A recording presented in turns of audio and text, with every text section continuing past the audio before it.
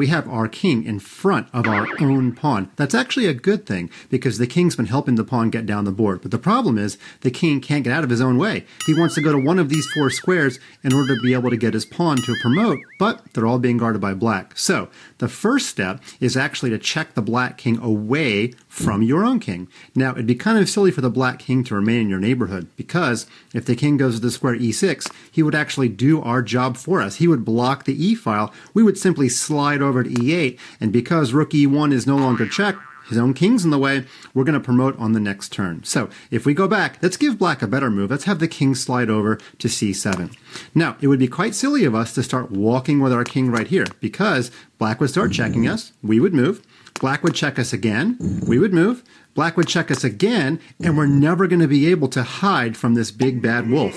Now, we could try to go to the square h5, but at some point, black's rook would actually just slide back, and our king would have to go scampering back to the pawn. Let's go back.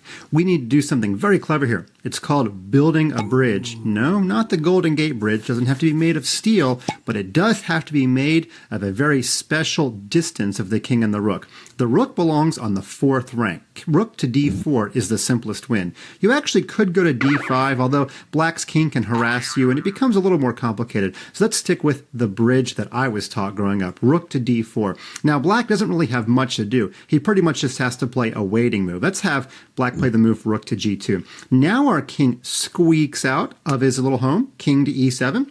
The black rook better start checking us, otherwise we get a promotion. Then our king goes to f6. Again, we're threatening to promote, so black has to check us again. Then our king goes to the square e6. Now in this position, black should probably check us again. If he does not check us again, we can usually just play rook to d5 and rook to f5, and our rook has formed a barrier. Now the one exception would be if black's king goes to the square c6. And now there's a couple ways to win. The simplest is just to play rook to d8 and then make a promotion whenever he stops checking us. So let's say that black does check us, though. That is the most common response, rook to e2. Let's complete the building of our bridge. King goes to the square f5. Now we're about to promote. Rook to f2. Uh-oh, how's our king hide? Well, we put our rook the exact correct distance, and after rook to f4, the bridge is complete, and that bridge is not coming down. Just like the Brooklyn Bridge. Yeah, it's been up forever. We're going to promote on the next move. White goes on to win. Now let's look at the next most important rook and pawn endgame.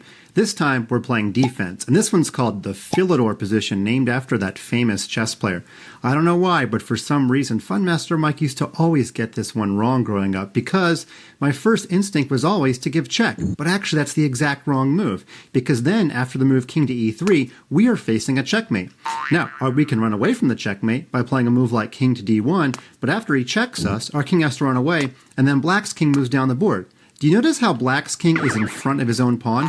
Does that remind you of anything? Yeah, it reminds you of the position that we just looked at. Unfortunately, now black is going to get the Lucena position. I'll just make a couple of quick moves. He advances the pawn. He slides his king over. We give check. And look at that. He gets his pawn to the 2nd rank. And now what black is going to do is slide his rook back. He's going to give check. He's going to build a bridge in just the exact same way we talked about. So let's go all the way back to the beginning. Instead of the move rook to f8, let's instead move our rook to a different square. The reason this move is hard to find, I think, is because it's not a check or a capture or a pin. We just play rook to a3. We are stopping the black king from moving down the board. By the way, notice our own king is in front of this pawn. So whether you're trying to promote or play defense, you always want your king in front of the pawn. Now black can't really make much progress. He can check us a few times. Eventually black is probably going to get frustrated and push this pawn to give his king a little bit of sideways protection to be able to move down. Now is not the time for a waiting move, because if our rook goes sideways, black's king will move down, and again, this rook is going to give check. He's either going to mate us, or he's going to force our king away. So what we need to do is play a more active move. After e3, then our rook travels all the way back, and now black's pawn can't give shelter. Notice if the pawn gives the king shelter from the side, it can no longer give the king shelter from the front. So if the king moves down, then we start our series of checks, and there's no way black can avoid them. Now you might say, Fun Master Mike, what if black does a kind of bridge type idea and plays rook to h5? Well, now you can give check, because who cares if he builds a bridge? We will simply destroy the bridge, and our king is exactly in front of the pawn. If you remember all the way back to king and pawn endgames and all about opposition, there's no way black's going to win this. I'll even do a little review for you. Remember the rule? Go straight back. And whichever way the king goes, we get the opposition, advance with check. What a wreck. Our king goes back, and it is finally stalemate. Let's look at one more quick rook and pawn endgame that happens quite a lot. This one is super common, although I don't know if it has a name. Everybody's got some kingside pawns, but one side has a passed pawn on the other side of the board. This is very favorable for black. Why? Because his rook is behind the passed pawn. The white rook really can never move because the black pawn will promote.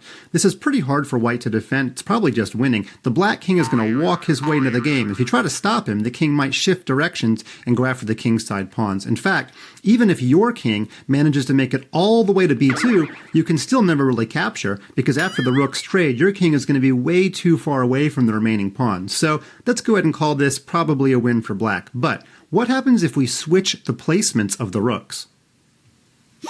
Notice this time, we would say the white rook is behind the pawn. Now it's the black rook that can barely move. Although if you're white, you've got to be a little careful. This is one of those positions where if you try to make progress, you can accidentally do too much. For example, if your king walks over and black moves up, and your king walks here, suddenly rook to e1 check, and black promotes because he got out of the way with check. Now you might say, well, Fun Master Mike, I'll play king to e2. But then if black moves and your king keeps on walking, we have this very famous trap where the rook goes to the square f1. And you can probably see when you take my pawn to stop it from promoting, then my rook will take your pawn and I will skewer your king and your rook. So if we go back to our starting position, the best defense for white is actually to basically do nothing. Just keep your rook on the a-file. So let's move our rook up. Now if black moves his king down, we can just keep on moving. And eventually, we'll even give black the chance to move his king as far as he wants. We're going to let the king just disco his way up to b2, but you know what? We're going to pull the plug on the music, because as soon as the king gets to b2, and the rook is now able to move sideways, because the rook no longer has to protect the pawn, then we start our series of checks. And there's no way black's going to get out of these checks because there's no way to build a bridge. When the king moves, we just keep checking. And if the king runs back to chase our rook, at some point you want to be careful if the king gets too close to your rook. But you know what? You can always just go back to the square a7. That glues the black rook to the a1 square. And if he ever moves, we take the pawn. Well, there you have it, chess kids. If you watch my video over and over and get good at these rook endgames, maybe your rating will go up 10%.